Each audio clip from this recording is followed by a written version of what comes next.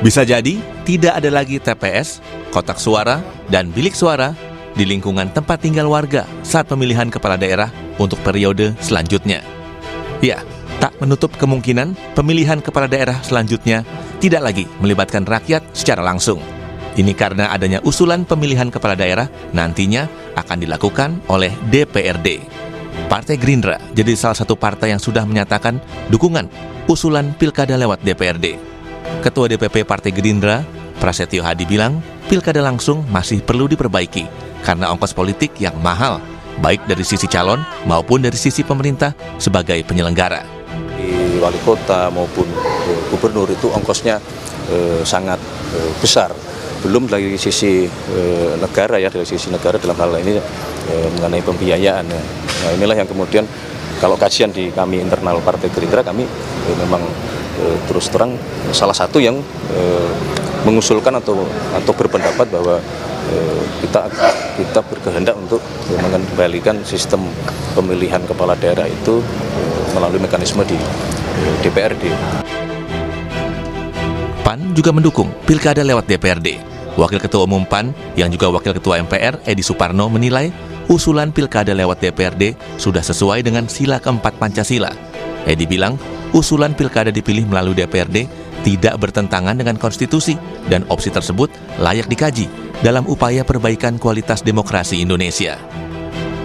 Memang saya akui bahwa jika masyarakat publik sudah diberikan hak untuk memilih langsung, dan itu kemudian haknya diambil, saya kira akan menimbulkan berbagai masukan ya yang menghendaki agar itu tetap melekat pada mereka.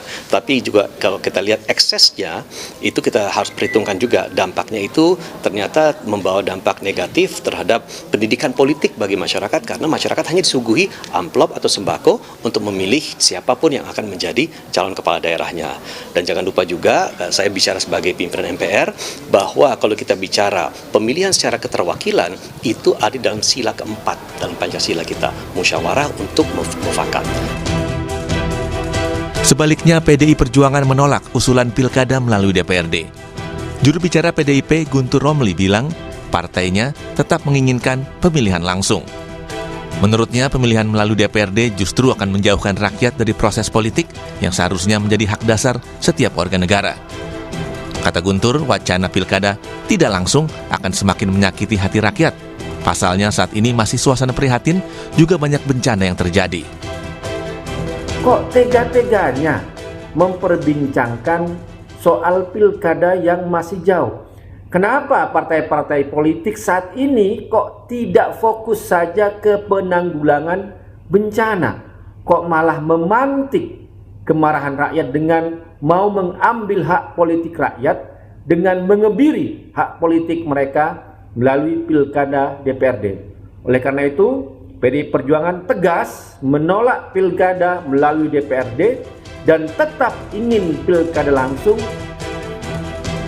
Perludem juga menyatakan menolak keras wacana pemerintah yang akan menghapus mekanisme pemilihan kepala daerah secara langsung atau kembali ke DPRD.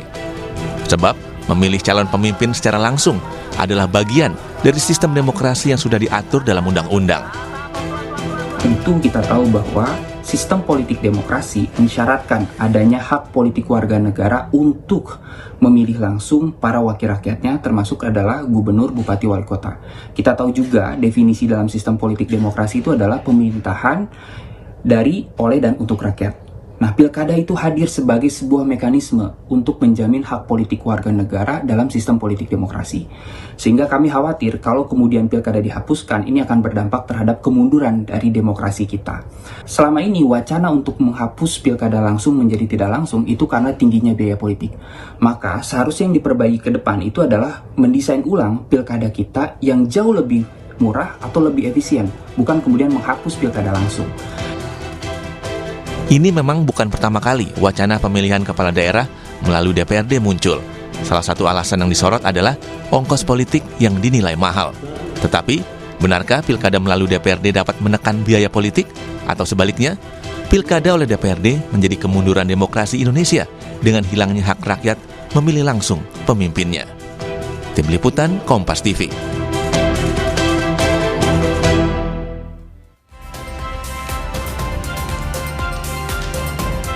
Usulan pilkada lewat DPRD terus bergulir. Partai koalisi pemerintahan seperti Gerindra dan juga PAN mendukung kepala daerah dipilih oleh DPRD dengan alasan lebih menghemat anggaran dan juga sistem pilkada langsung yang masih banyak harus yang diperbaiki. Nah, akankah usulan pilkada lewat DPRD ini akan terwujud?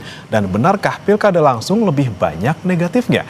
Kita akan bahas bersama dengan sejumlah narasumber yang sudah bergabung melalui sambungan Zoom. Sudah ada Sekjen Partai Golkar Sarmuji dan juga politisi PDI Perjuangan Andreas Hugo Parera. Selamat pagi Pak Sarmuji, Bang Andreas. Selamat pagi. Selamat pagi, Mas. Selamat pagi, Mas Sarmuji. Pak Sarmuji, lagi-lagi yang menjadi pertanyaan kami, ini alasan untuk kemudian Golkar mendukung ataupun juga menyuarakan terkait kepala daerah dipilih oleh DPRD, ini murni karena masalah ongkos politik yang mahal atau ada alasan lain yang sekiranya kuat? Ya, sebenarnya bukan hanya soal ongkos politik ya. Ongkos politik mungkin bisa kita bicarakan.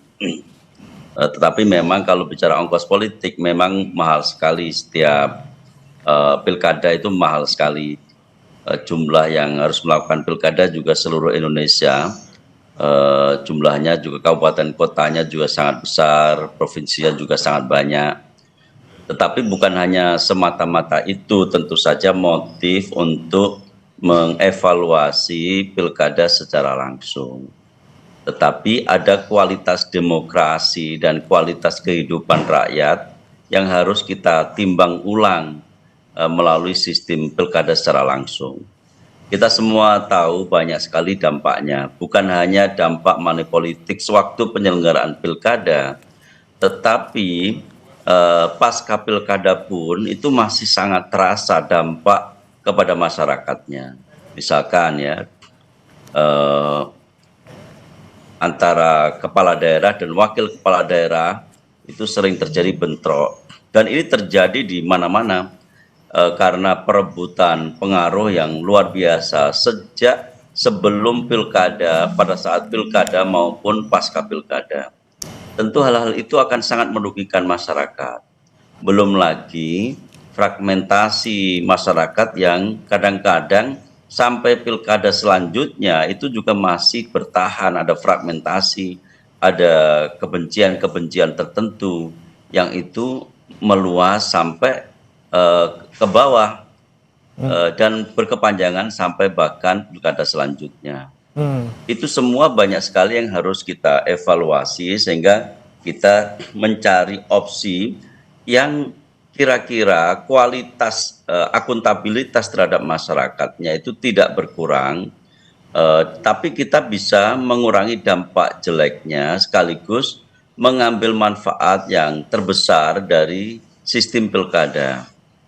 Kalaupun ini nanti taruhlah nanti pilkada ini tidak secara langsung kita lakukan, misalkan melalui DPRD, tapi kebaikan-kebaikan dari pilkada langsung juga akan kita akomodir sehingga masyarakat tidak kehilangan hak sepenuhnya dari pilkada tidak langsung atau pilkada melalui anggota DPRD ini. Misalkan apa? Misalkan kalau dulu zaman Orde Baru, pilkada dengan DPRD itu tidak melibatkan masyarakat. Masyarakat tidak tahu itu apa visi kepala daerahnya, apa rencana-rencananya dalam 5 tahun, masyarakat tidak tahu. Sehingga masyarakat menyerahkan sepenuhnya saja kepada DPRD. Pada pilkada yang nanti mungkin kita desain, kita bisa memasukkan unsur misalkan kampanyenya tetap kampanye secara langsung di masyarakat, ada sesi masyarakat bisa menikmati kampanye secara langsung, lalu tetap berlangsung debat kandidat, masyarakat bisa tahu kualitas calon kepala daerahnya, sehingga kalau DPRD memilih calon yang kualitasnya tidak sesuai dengan preferensi masyarakat yang tampak dalam debat-debat publik maupun dalam kampanye secara langsung, masyarakat bisa menghukum partai politik itu pada pemilu selanjutnya. Jadi hak-hak rakyat tidak sepenuhnya hilang dalam pilkada tidak langsung yang nanti bisa kita desain. Tapi hak rakyatnya tidak hilang, tapi kemudian ada tahapan lagi yang harus dilewati ya, harus lewat partai politik lagi nih untuk bisa menyuarakan, oh saya tidak cocok dengan calon yang dipilih oleh DPRD. Dan tadi juga biayanya juga akhirnya ada lagi dong Pak, kalau untuk nanti ada politik kampanye lagi, kemudian ada debat publik lagi, ini kan sama saja dong Pak dengan biaya demokrasi secara langsung gitu. Biaya pasti jauh berkurang, sangat berkurang. Kalau ngomong biaya pasti sangat jauh berkurang.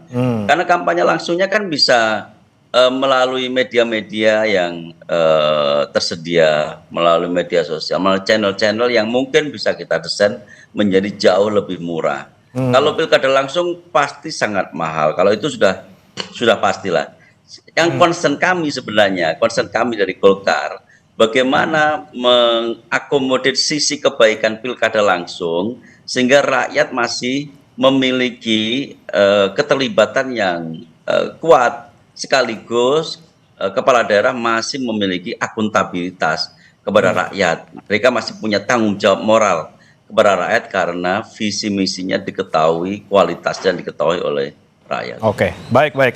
Saya ke Bang Andreas. Bang Andreas, Anda sebagai politisi PDIP yang tentunya partai yang sampai sekarang paling tidak ini menyatakan menolak untuk bisa menjadikan pilkada ini tidak ada secara langsung tapi langsung dipilih oleh DPRD. Nah, Bang Andreas, ini sebenarnya gimana pandangan dari PDIP? Padahal kan secara konstitusional ini tidak melanggar sebenarnya. Sampai bilang tidak melanggar. Ini kan ya kalau kita lihat ya, karena Anda bicara soal konstitusi gitu. Karena di pasal 18 Undang-Undang Dasar ayat 45 ayat 4 bahwa hasil amandemen menegaskan bahwa kepala daerah, gubernur, bupati, wali kota dipilih secara demokratis. Nah, kemudian di pasal 22E ayat 1 Undang-Undang Dasar hasil amandemen mengatur bahwa pemilu dilaksanakan secara langsung, umum, bebas, rahasia, jujur, dan adil setiap 5 tahun. Nah, ini debat ini sudah lama sebenarnya soal ya berkaitan dengan pemilu langsung, tidak langsung, ini kan. Nah, kemudian keputusan Mahkamah Konstitusi ini memberikan penafsiran terhadap dua pasal tadi gitu di Undang-Undang Dasar. Karena ya itu tadi yang penafsiran yang memungkinkan bahwa ini bisa dilaksanakan secara tidak langsung oleh DPRD. Bahwa keputusan Mahkamah Konstitusi nomor 110 PUU strip 22 strip 2025, artinya baru-baru ini menegaskan bahwa pilkada adalah rezim pemilu, bukan rezim Pemda, bukan rezim pemerintahan daerah. Dan rezim pemilu itu artinya merujuk pada pasal 22E ayat 1 bahwa pemilu itu dilaksanakan secara langsung, umum, bebas, dan rahasia gitu. Langsung, umum, bebas, dan rahasia. Jadi ini sebenarnya sudah jelas gitu, Pak. Putusan Mahkamah Konstitusi itu memberikan arahan bahwa pemilu pilkada, termasuk pilkada itu adalah langsung oleh rakyat gitu. Jadi ini adalah keputusan Mahkamah Konstitusi. Persoalannya kita mau ikut atau tidak gitu kan. Soal biaya itu lain urusan lagi gitu kan. Kalau kita mau ikut ya makanya menurut ya kami di PDI Perjuangan soal biaya kita atur di dalam, kita perbaiki di dalam sistem pemilihan umum ini gitu. Misalnya yang membuat biaya itu mahal itu apa sekarang? Yang membuat biaya itu mahal ya sering kan dimulai dari partai politik dulu gitu. Yaitu ya mahar dari pada partai politik ketika calon itu mau maju harus bayar dulu gitu. Dan kadang-kadang gila-gilaan kursi harga per kursi itu untuk memenuhi kuota yang untuk bisa mencalonkan diri. Kemudian juga ya ketika kampanye, proses kampanye. Nah juga ya tentu ketika pilkada itu berlangsung pilkada langsung itu berlangsung sendiri tidak bersamaan dengan pileg atau itu tentu biaya tersendiri juga gitu. Jadi perlu kita perbaiki di dalam proses pelaksanaan pemilunya. Misalnya pilkada itu dengan pemilihan legislatif daerah itu dilangsungkan bersamaan. Misalnya itu tentu akan mengurangi biaya pelaksanaan pemilu. pelaksanaan dari pemilu itu sendiri ya diatur secara tegas dengan konsekuensi hukuman yang jelas, punishment yang jelas terhadap pelanggaran-pelanggaran di dalam proses pemilu. Partai-partai politik jangan tarik mahar gitu. Kalau yang berani tarik mahar langsung di skors, tidak ikut gitu. Jadi banyak hal yang bisa diefisienkan, bisa dari pemilihan langsung itu gitu untuk diatur sehingga biaya pemilu menjadi lebih murah gitu, biaya lebih efisien. Harga mengambil kembali hak rakyat itu terlalu mahal. Apa yang sudah kita berikan kepada rakyat kita ambil kembali itu terlalu mahal, lebih mahal dari biaya politik itu yang kami khawatirkan itu justru akan menimbulkan persoalan dengan masyarakat itu. Sehingga PDI Perjuangan kita pegang saja di putusan konstitusi yang undang-undang dasar, kemudian putusan Mahkamah Konstitusi yang sudah memberikan penafsiran arahan yang jelas bahwa ini adalah rejim pemilu bukan rejim Pemda. Kalau rejim Pemda itu diputuskan oleh DPRD. Tapi rejim pemilu itu adalah pelaksanaannya adalah ya sesuai dengan ya tadi langsung, umum, bebas dan rahasia, itu diatur di dalam konstitusi kok. Baik. Ya persoalan kalau kita mau langgar konstitusi ya karena pengalaman kita Pilpres kemarin kita rubah undang-undang dasar kita ini dari Mahkamah Konstitusi seenak-enaknya gitu. Kita tabrak sana tabrak sini ya kemudian didiamkan oleh masyarakat ya kemudian kita coba lagi ketika undang-undang pilkada kemarin mau rubah usia batas usia itu marah masyarakat ke situ kan baru kemudian kita sadar bahwa ternyata kita tidak bisa hanya karena ya banyak-banyak yang di DPR terus kemudian kita mau seenak-enaknya merubah aturan main gitu. Ya. Nah, ini yang PDI Perjuangan kami ingatkan supaya jangan sampai menimbulkan persoalan ya pertama persoalan konstitusional kemudian hak rakyat untuk memilih itu kita ambil lagi gitu.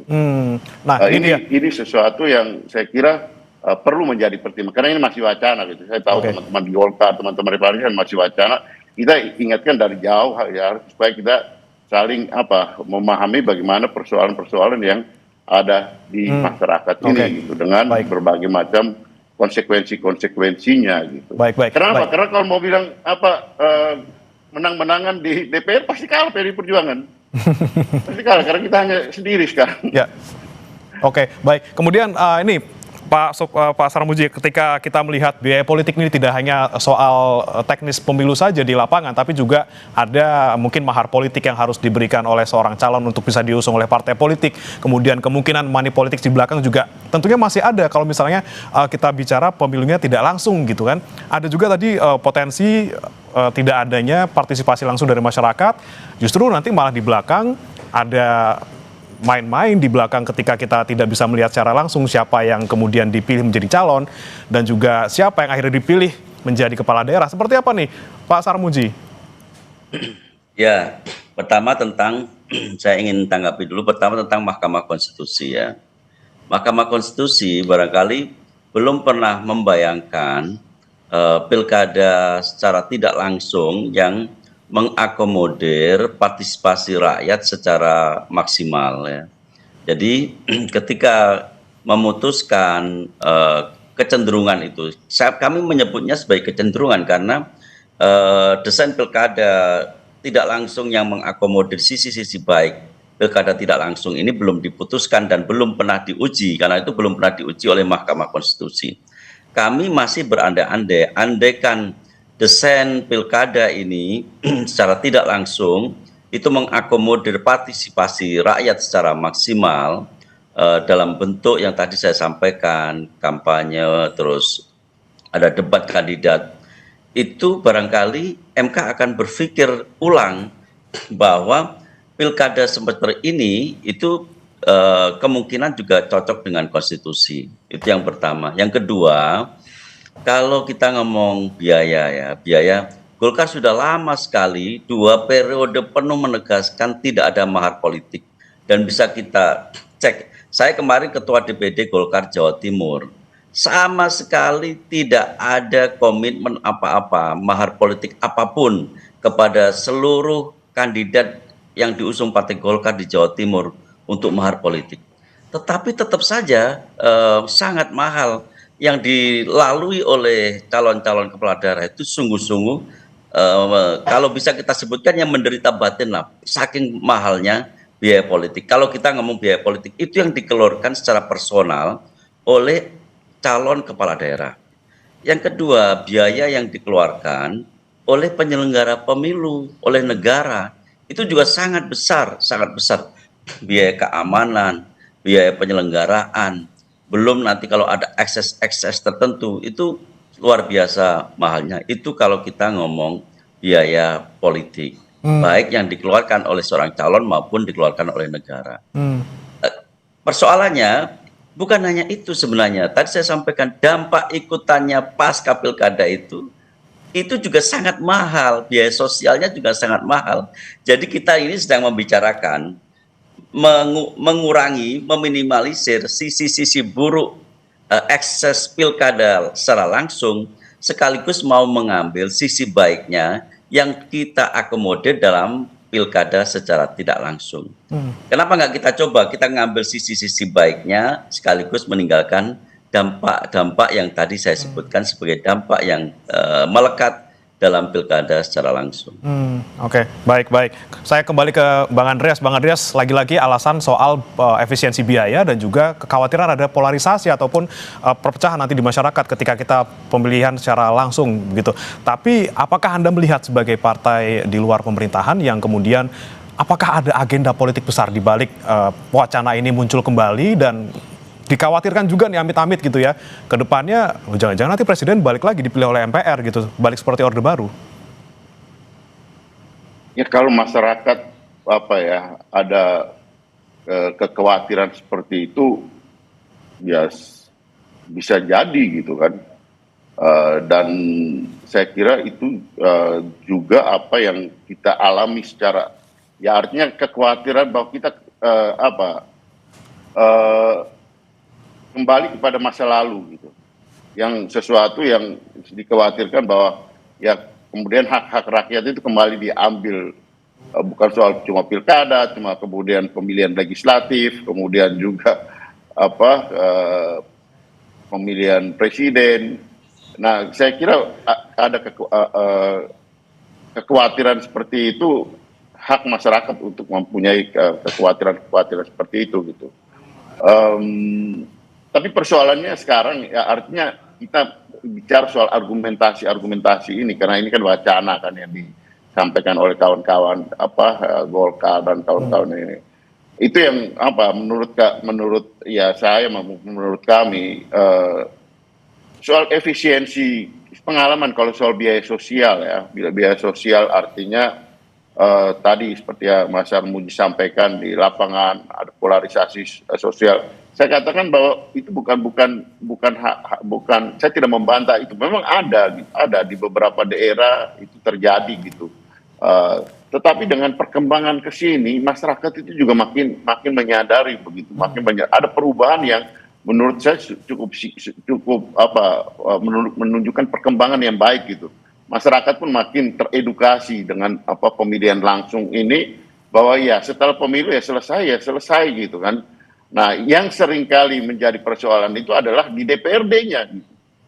DPRD-nya yang memicu polarisasi yang terjadi dalam proses menuju proses pemilu pilkada itu, sehingga kemudian ini menimbulkan pertanyaan di masyarakat. Itu terjadi di banyak tempat gitu.